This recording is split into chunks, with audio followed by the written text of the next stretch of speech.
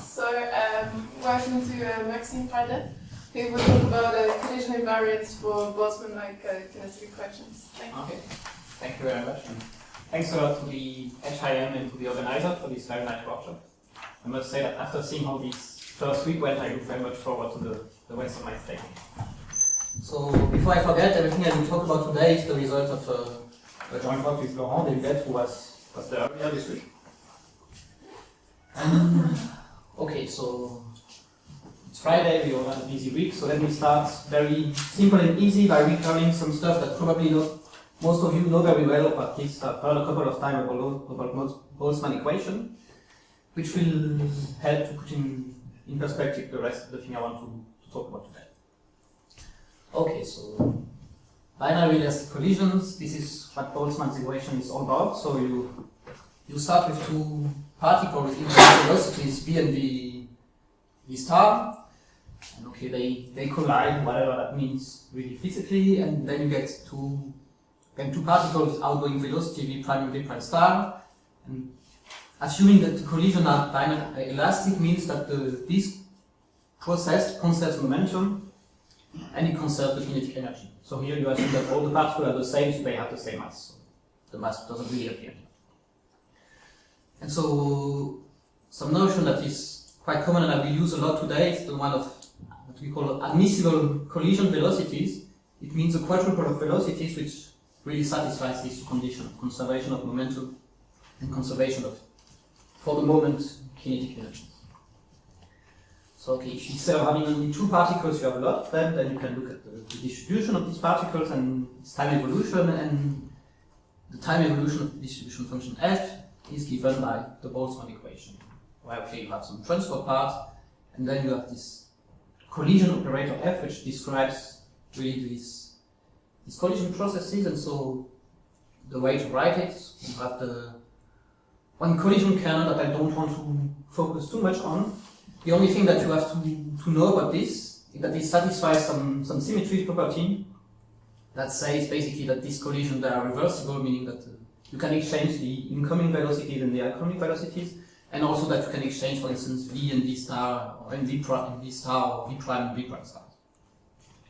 And then okay, you have the usual thing. So a gain term that describes all the possible way to create a particle of velocity v and the log star.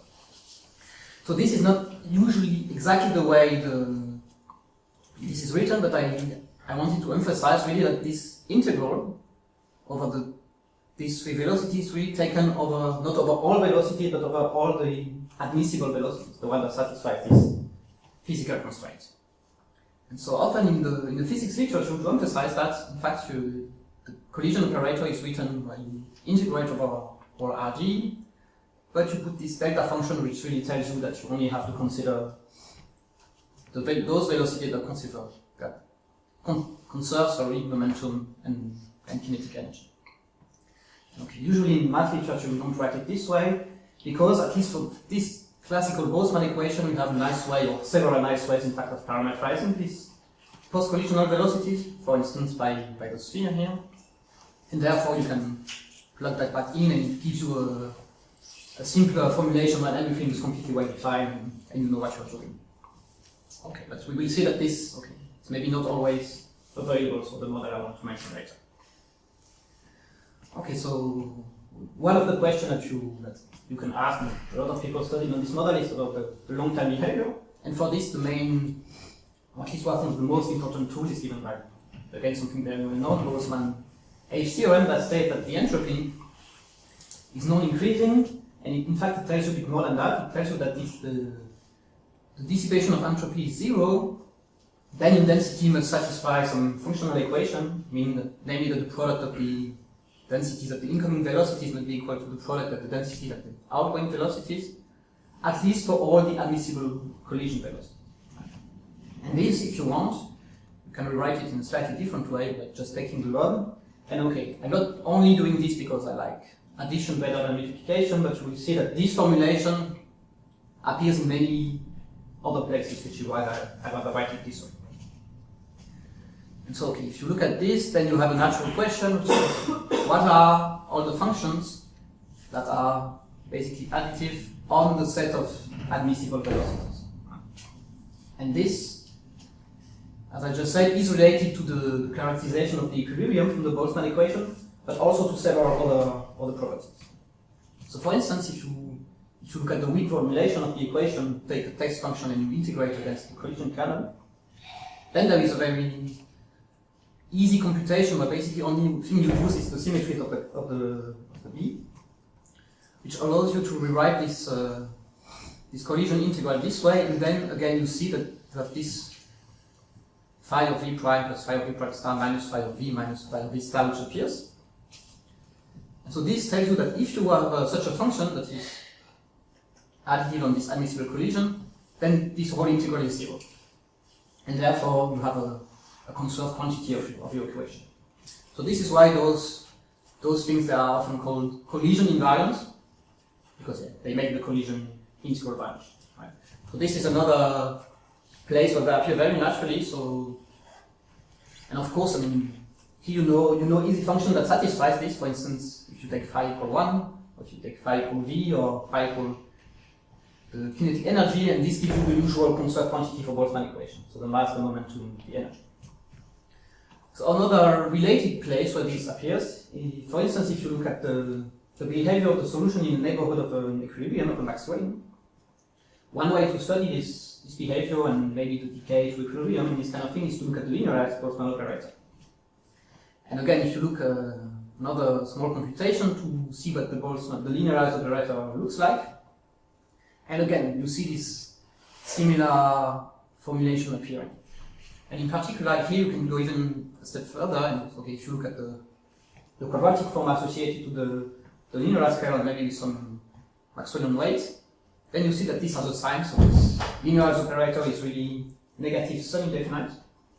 And it tells you that what is in the kernel is exactly, again, those collision invariants. So of course, this is really important because if you want to get some quantitative estimates, maybe some spectral gap, then you have to factor out the kernel. So you need to know exactly what the kernel is, otherwise you have no hope to get some, for instance, some spectral gap. So yeah, this is what I just said. So the hope of this brief recap of stuff that, yeah, as I said, is very, very classical, is to convince you that there is one question which is very important for the study of Boltzmann equation, is the one of finding these collision invariants. And so, to be precise, you want to find all the function in some function space that satisfies this equality. And in fact, before I said for all admissible velocities, but when you look, for example, here, what you see, you want this integral to be zero, so you only have this to be zero almost everywhere on the set of admissible collisions. And this, okay, in practice might lead to some technical difficulties.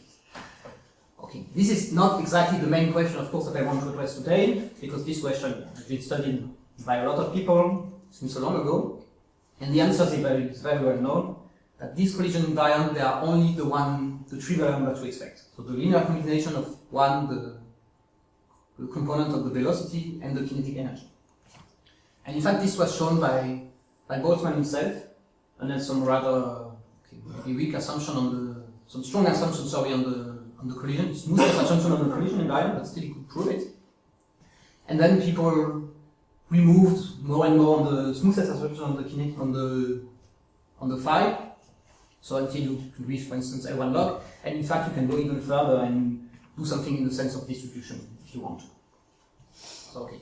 In this case, the situation is very well known, and so the question I want to address today is a question that is very similar, but what I will do is replace the kinetic energy here by some function omega with some properties.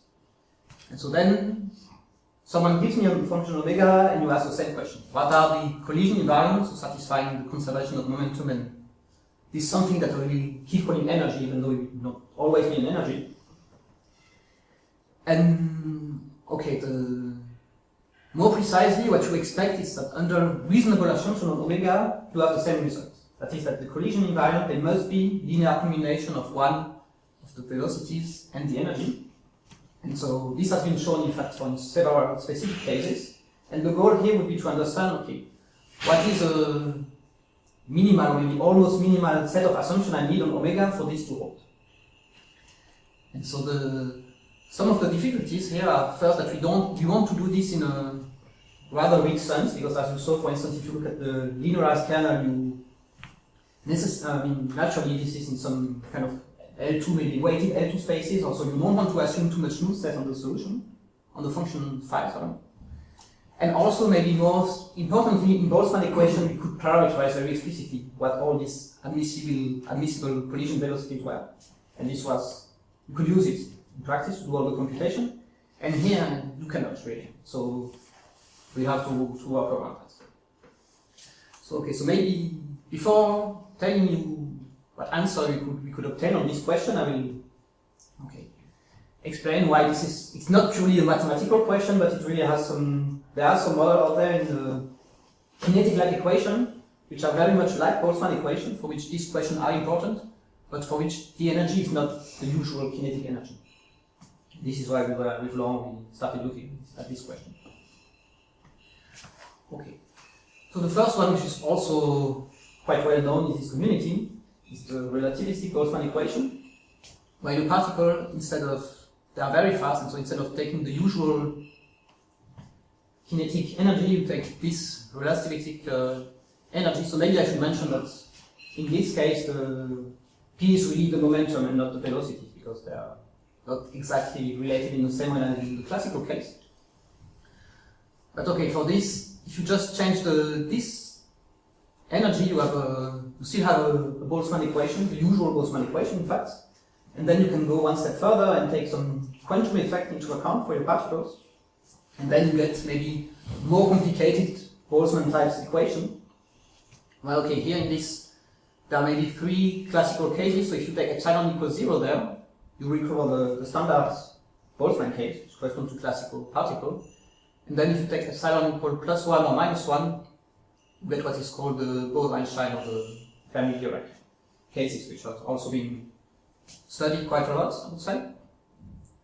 And so, okay, the equation is now maybe a bit different, but it has most of the same properties as the Boltzmann equation, meaning that you have some constant quantities, you have an H theorem that tells you, okay, the entropy decrease, and that gives you condition for the entropy to be minimal. And so to solve this question, you have to know the collision invariance. And so in this case, the relation between the collision invariant and the function for which the entropy stops decreasing is this one. So for instance, you see if you take epsilon equals 0, you really recover the log f that I had before. And okay, in those cases you have something a bit more complicated. But this is one model where, okay, it's interesting to know what the collision invariant are. Another example is some kinetic equation that appears in the theory of weak turbulence. So this, for instance, is a theory that is used to describe weakly interacting waves. So this, there was a very nice talk of Professor Spohn on Monday on this, so if you attended. So to describe it here briefly, let's say that you have a nonlinear equation that gives you waves, like a typical wave equation, a Schrödinger equation, and what you assume is that you have a nonlinear term which is very small.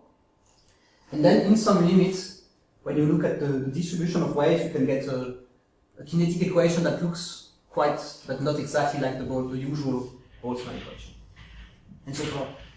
If you want to think about application, you can really think as an ocean with a lot of waves at the surface that interacts.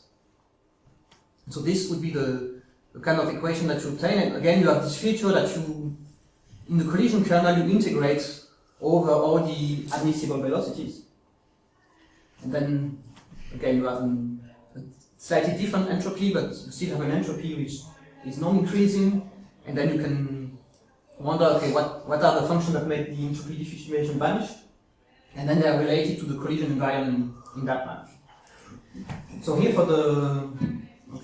in the end I will be rather general about omega, but for this specific example, for instance, if you look at gravity waves, the typical omega that you want to consider is something like the square root of the wave number.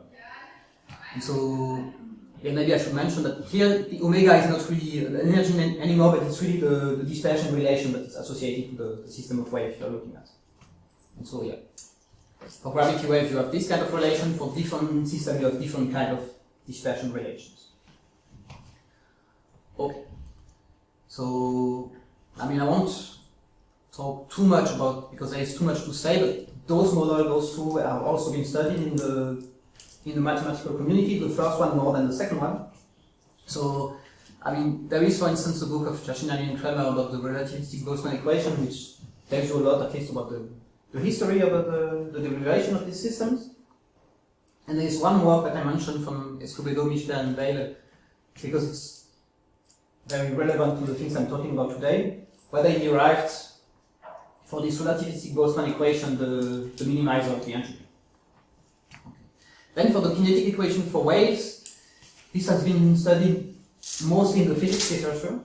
So again, starting a while ago, and there is a book by Sakharov and collaborator where they present all the theory.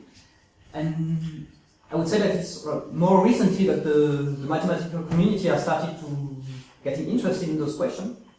And for instance, there are some work on Lukainen and Spohn where they try to really justify rigorously how the kinetic equation I showed you before is derived from, say, the non-linear Schrödinger equation in some units. And also more recently some work by Germain, Ionescu, and Schwein where they try to study the wave boundedness, at least locally in time, of this type of equation. But okay, as I mentioned today, the question I want to address is really the one of characterizing this collision invariant. Okay. So let me tell you what we could prove on this question. So with Laurent, so first thing, so on the omega itself, we don't require too much. We allow it to be smooth, maybe except at one point. So if, for instance, so yeah, there is so this RD star is just RD when zero is removed, and we want to remove zero because we don't want to enforce the solution to be smooth everywhere. For instance, because of this example, you may have a singularity at least for the derivative at zero. So this is why we allow this. And then there is one main assumption on this omega, which is that it's non-degenerate somehow in the following sense, which is that we have two partial derivatives and one, the function one, that all of those must be linearly independent. And if you have this, then you could prove that any collision invariant is in fact what you expect, meaning a linear combination of one velocities and the omega. Sorry. So here it's really, okay, you assume this and you get what you expect. Probably you are wondering, okay, what is this condition, where does it come from, where does it come from? And so in a moment I will show you, I will try to explain to you how this means. It's very, in fact, at least the way we try to prove this condition appears very naturally. You realize, okay, this is exactly what I need and the only thing I need. And then I will show you some counterexample that seems to indicate that this is not only related to the way we prove this, but that this seems to be a reasonable condition for these types of problem. So here still there is one thing that is not completely satisfactory, is that this assumption here, I suppose that the collision invariant is C1. So as I said before, if you want to apply this, for instance, to study the linearized Boltzmann operator or this variance, typically you only want phi to be L2 or something like that. So we need something weaker. And so this is the next version where almost everything is the same, except that now we only assume the collision invariant to be locally integrable. And then we assume this equality to hold for almost all admissible collision. And okay, this I need to make this a bit more precise, and I will do in a while, because it's not completely clear at least what this means, because it's not for almost all in RD to the 4, because the collision invariant set has already measure 0 in that space, so you need to be a bit more precise here. And there is a price, a small, somewhat technical price, but I'm not so sure that you have to pay for this weaker assumption, is this hypothesis. So you have to look at the set of the in two variables of velocity where the gradients are different, and you want the boundary of this set to have a level measure 0. So this is somewhat technical, but maybe also somewhat, I'm not too sure. I will try to explain to you later why this occurs. Okay, and so as I said, I will try to give you at least the main idea of the proof and explain why this assumption is needed. And before I do that, I have to precise what I mean by this almost all velocities satisfying this. Right, and so, as you might guess, what you have to do is to parameterize, at least locally, the set of invariant of admissible collision velocities. So the first easy step, so what you need is what you want, your constraint is that you look on phi on the set where the momentum and the energy is conserved. But okay, the conservation of momentum, this is very explicit, it's linear, so you can kind of factor it out. And only look at this kind of constraint where you recover the outgoing velocities via these formulas. And so then what you really look at maybe if you even want, you can simplify it by fixing V and V star, and you only look at the set of Z that satisfies this. Then it's quite easy to see that this set has a nice, it's regularized D minus one dimensional manifold, at least locally, if this thing is not, if those two gradients are different. So let me just draw this picture, it might be useful later. Alright, this is my set of all the Z, such that omega of V plus omega of V star is equal to omega of V minus V omega of V star plus V. And here, okay, this is D dimension 1, D minus 1 smooth manifold, which has normal vector being given by gradient omega V minus gradient omega at V star. So as soon as this is non-zero, I have locally a nice structure, and then I can parameterize this thing, something like. And then once I have the parameterization, then I can properly define, at least locally, what I mean for phi of V plus phi of V star being equal to phi of V prime plus phi of V prime star on the set of admissible collision, because I can just use the parameterization and say that this has to hold for almost all V and V prime, V star, sorry, such that, okay, this is really non-zero, and then for almost all sigma, at least locally. And so this is what I really mean in the theorem when I say that the inversion, that phi is in collision invariant almost everywhere. Okay, so now you have basically, once you can do this, you have two steps to prove what you want to prove. And so the first one is to show that you have this kind of relation between the collision invariant and the energy. And to show that, okay, it's quite natural, you start from here, so at least you start from some V and V star such that the gradients are different, so that you can properly define this. And then you take some derivative with respect to sigma, and you see that in fact the difference of those two gradients must be in the kernel of the derivative with respect to sigma of the parameterization, or at least the transpose. Right. But then you realize, okay, I actually have the same thing for the gradient of omega, because right, this is just the normal vector of your locally of the manifold, and these things actually, the image of this gives you the manifold. Right? So this is just a geometrical interpretation of what the gamma dots say. And so once you're here, then you see, okay, those two things, they are in the kernel of that guy, but the kernel of that guy can only be one-dimensional, because you have a reasonable parameterization, and therefore they must be collinear, which is another way of saying that this holds. So to be precise, as I said, the starting point to write this, you really need to have this assumption, otherwise you don't have a nice manifold, at least locally. But of course, if you take some V and V star such that those two gradients are equal, then this is trivially 0. So you don't have, basically you don't have anything to prove. And so which is why you can have this holding for all V and B prime, B star, sorry. And okay, here I make things a bit formal, but you can really make this rigorously in a weak sense. And okay, you can do it, but this is where at least I struggled a bit, especially here when, okay, it can be done, but this is the technical part that is not very, at least in my mind, so interesting, but okay. You can make this properly rigorously in a weak sense, but this is where you have to be a bit careful with this assumption about the measure of some set to be 0, because actually what you do is you prove this, say, rigorously for all test functions which have compact support in the set where everything is nice, or in the set where this is satisfied. Outside of this it's also true, and at the boundary you have to be a bit careful. And this is where when you do things properly you see, okay, I have to have this extra assumption. Okay, so then that was the first step. And in fact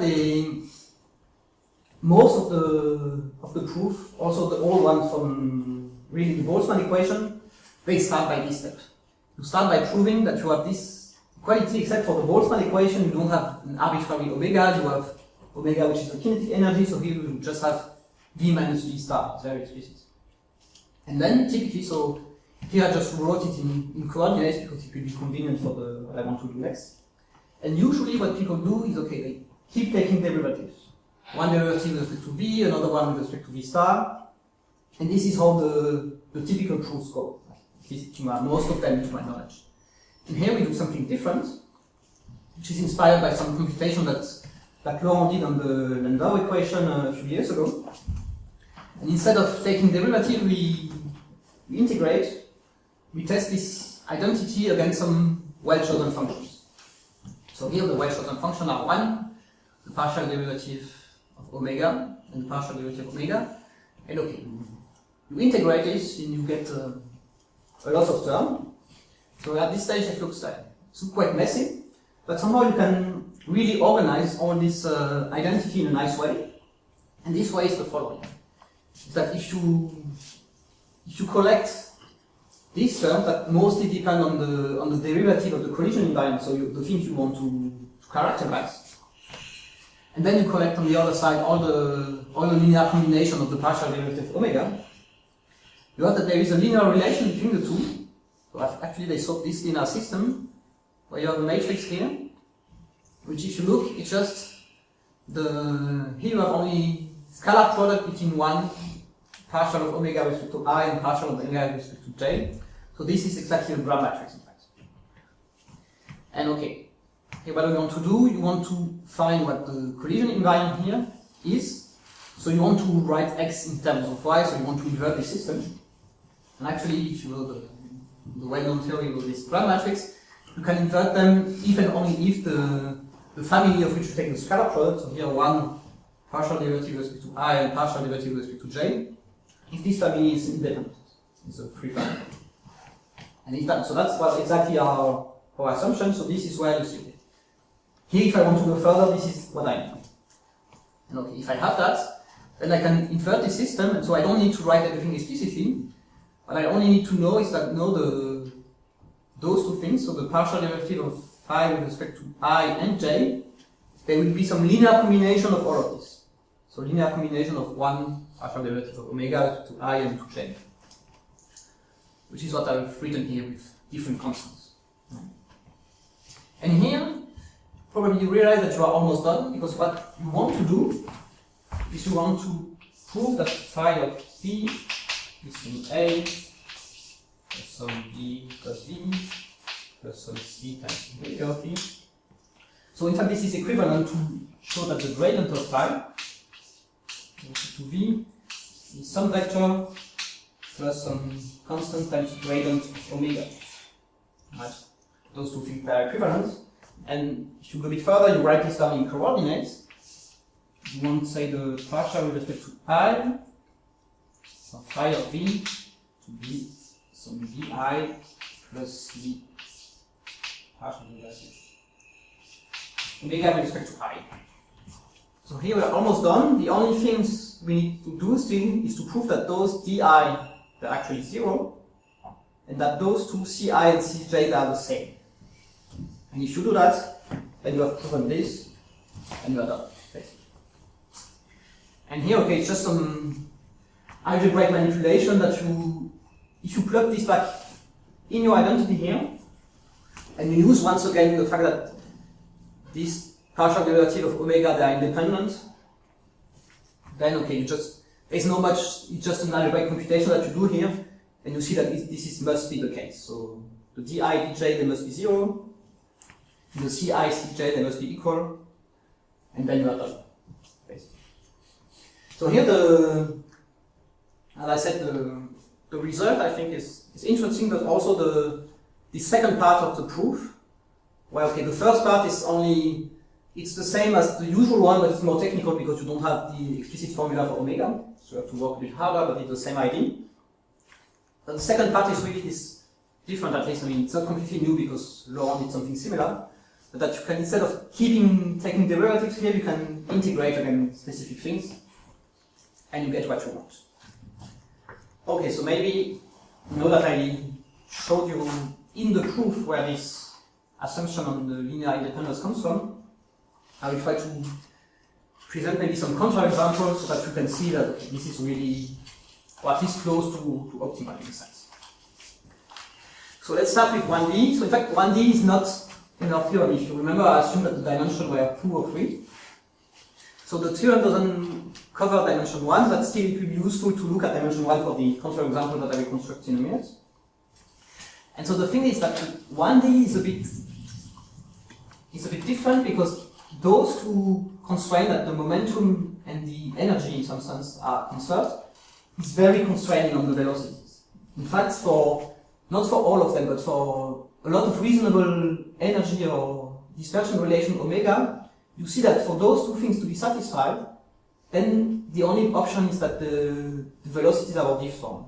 Meaning that the particle will just exchange velocities, or that they know there is nothing more complicated than that happening.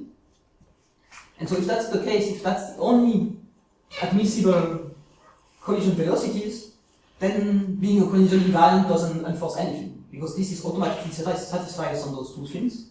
And so then any function can be a collision invariant, basically. Right. And this, for instance, happens as soon as the omega is a monomial, or as soon as it is a convex or a concave, strictly convex or strictly concave function. You can show that those are really the only options, and then you have not only the usual collision invariant, but any collision invariant. Any function is a collision invariant. Now you go to 2D, you say, okay, can I write down explicitly what are the functions for which my assumption is not satisfied? So function for which you have a linear dependency between those three functions. And in fact, it's quite easy to see that up to a change of coordinate, in fact, up to rotating the frame, you can write those functions in this way.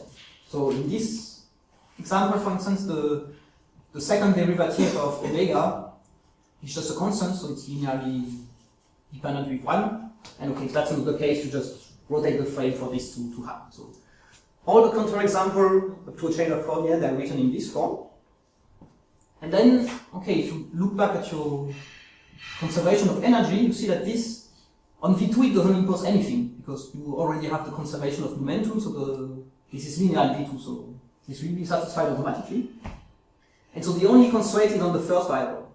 But then, as we say, okay, you only have this constraint on the 1D problem, and therefore, for many function g's, for instance, concave, convex, or monomials, you only have those, at least in the first variable, those possible admissible velocities. And therefore, you can take any function in the first variable, in fact, and it will still be a collision invariant. So, yeah, the main idea here is just that the set of velocities that satisfy this, it has to be large enough to really constrain the phi by this. If this set is too small, then this equality doesn't give you any constraint and you cannot hope to prove anything. Okay, so, and maybe to one thing that I already told that Silent, that I should briefly remark that so here for very general omega, just satisfying this assumption, you get that the collision invariants are what you expect. But of course, depending on the situation, this gives you different equilibria, because for the different equation, we show that the equilibria were related differently to the collision invariants. So for instance, for the typical Boltzmann, the relation is the following. So for instance, the really classical Boltzmann would be epsilon equal to 0, then okay, the equilibrium is an exponential combination of those things. And then, okay, I didn't say anything about conserved quantity, but if you start with some initial data, which has, then since those quantities will be conserved, the constant are determined by initial data. So that would be the type of distribution that you get for the Boltzmann equation, maybe with some quantum effects. And in the case of Boltzmann equation for waves, in fact, as I briefly said, the relation between the collision invariant and the equilibrium densities, that they are inverse of one another. And so here typically you get this more of this fact-tails distribution that we also mentioned quite a while in the fractional theory, Laplacian things. Okay, so maybe to finish, I will discuss some related question that in some sense also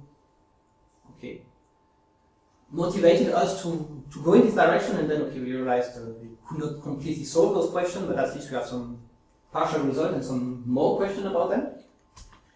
So again, this is mainly related to this kinetic equation for waves, where for the moment I focus on what is called the four-ways interaction. So we have two incoming waves and two outgoing waves, which satisfies the condition. But in fact, if you really follow the derivation of this equation, this is not the first thing that occurs. More precisely, if you do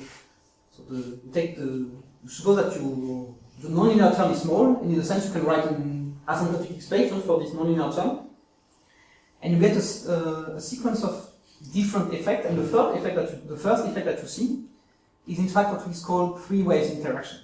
So in this case, you really have two waves that are incoming, so E is that, and you get one wave, outgoing wave, as soon as they satisfy some compatibility condition, meaning that the momentum is conserved and that the dispersion relation are resonated in this sense. So this is what you see first, in fact, in the weak limits. However, for some dispersion relations, like the one we looked at before for gravity waves, this cannot happen. I mean, the only solution of this is V equal V prime equal V star equals 0. So this thing, if they were there, they would be important, but they cannot be there because of the relation, because of the dispersion relation we looked at. So then you go to next order, and next order is the fourth order interaction, which is the one we looked at. However, there are other examples where really those things they can occur. For instance, instead of looking at gravity waves, or really the waves are created by the gravitation, you look at capillary waves, and the waves are related to the surface tension of the fluid. Then typically you want to consider different types of dispersion relation, and for those, these interactions they are possible. And so then this is in fact this is the first thing you see, and the four-wave kinetic equation that we discussed is just in a sense an epsilon correction of these things. So first you should really look at this phenomenon. And so for this then you have also a kinetic equation, but a slightly different type of kinetic equation, which takes the following form, and you see, I mean, it's a bit different, but you have the same, it has a little asymmetry, that you have the same types of feature, meaning that you get a gain term which is related to the, so I guess, in this example, for instance, I will get, the name has been changed, V prime and V star that arrive and create a wave with wave speed V, for instance, and then you lose them in the same fashion. And again, all of this you integrate over all the admissible collision velocities. And this, again, I don't go into details, but it has the same, as some conserved quantity, you have an H theorem, again, here the entropy is just the log of F. And you want to look at the collision invariant. At this time, the collision invariant, they will satisfy, this equality, because there's only three interacting particles. And you might wonder, is it the same situation? Can I prove that the only collision invariant, the linear combination of the velocity and the energy? So here the one thing to mention is that the one disappeared. There is no conservation of mass, right? So you have one less collision invariance. Okay, so we could partially answer that, or at least you could prove it was true, but for condition on omega and on the collision invariant that are a bit too strong at the moment. So maybe you take some, again, so omega is not too, on the smoothness omega is not too important, but okay, you have to assume a lot on omega, that is 0 at 0, that the gradient is 0 at 0, that is non-zero everywhere else, that the gradient is also non-zero everywhere else. So this is strong, but this is still meaningful because the relation I had for Cagliari waves, so omega of v to the power of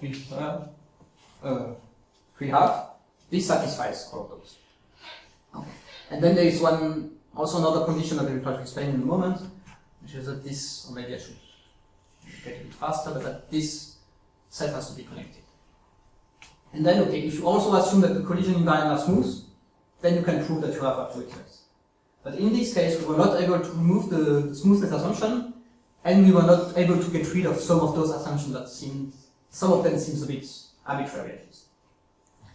And okay, maybe I skipped the sketch of the proof, and instead I finished by telling you why this is interesting, I think, but not good enough. It's because, okay, it's only valid, one of the main issues that only valid for smooth collision invariants. And this, okay, it's not clear whether this is just a technicality or if really this is important. Because, okay, for this dispersion law it's fine, but there are other examples that are physically relevant. For instance, what is called Rossby waves, or sometimes planetary waves, which are waves sometimes all in the ocean or in the atmosphere that are related to the Coriolis force, the rotation of the Earth, which have this dispersion relation which doesn't satisfy some of our hypotheses. And for those, people found actually not an infinitely many, but one extra collision invariant, which is given by this. Which also doesn't fit into our assumption, because this, for instance, if you look if you take v2 equals 0 and you make v1 go to 0, you have something which is square root of, you have something that is non-smooth at 0, for instance. And so here we're like, okay, we see that there are interesting examples for which this cannot happen, but there is still too big of a gap between this example and our theorem, so we don't really understand what are the types of properties that are needed for the dispersion relation for this to be possible, to get one extra. And I mean here usually when you have a counterexample, you're like, okay, this is nice because I can really say what is important in my theorem and what is not. But since this one violates too much in the theorem, it's not easy to really locate where the main features are. And okay, I think I will stop here, so thank you for your attention.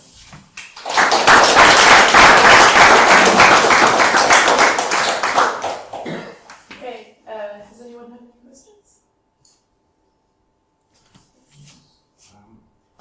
So this is related to your last remark, but do you think there is a sufficient condition about omega, such that omega is growing most linearly, for example, it shows? The speed of the growth, you mean? Yes. No, I think so. Because in this case it is decreasing, but in, for example, for the energy it is growing. In all other examples it is growing. Okay, you mean that this doesn't work because there is no monotonicity for the omega? Yeah, maybe. I mean, here one of the problems is that, as I said, it's not only the omega, but also the fact that this is not smooth. So if you I couldn't tell you exactly how we prove this in the smooth case, but if you try to adapt it, you see really that to adapt it and see on this specific example what happens, you will set basically at the beginning because you don't have the smoothest assumption on 5, which at least the way we prove it is crucial. And so you cannot go to the point where you see, okay, it's this assumption on omega that is the limit, or so I really have no idea. Okay, yeah, go for it. Okay, in fact, your proof seems to give, in fact, could give a quantitative estimates about. Yes. Yes, and did you use it for the relative equilibrium least in the homogeneous case? I did not, but yeah, so before even this work, Laurent did something like that for the usual Landau equations. And I think a very similar technique has been used to, I don't remember, I should, by whom, but for the relativistic Landau equation. Okay. To get some local convergence to equilibria close to, and in theory you could think you could do the same thing for this wave equation, but then okay, the Landau equation itself, it's not so clear it really has a meaning. But then one thing you could try is say, okay, I do it for the Landau equation, and then I use the relationship that you have between the Landau dissipation and the Boltzmann dissipation to get something really at the Boltzmann level. So this is, I haven't tried that, but this is something that you could think about doing. Yes, I think, for example, the computogram of the matrix yes. A, okay, and it has to appear somewhere when you study the return to right? Yeah, you should do something. Yeah, something that is not exactly the equilibrium, but yeah, you have to get the difference between. Yeah. Yes. Yeah. So this in some contexts this could be turned into really more general arguments. Okay. Any more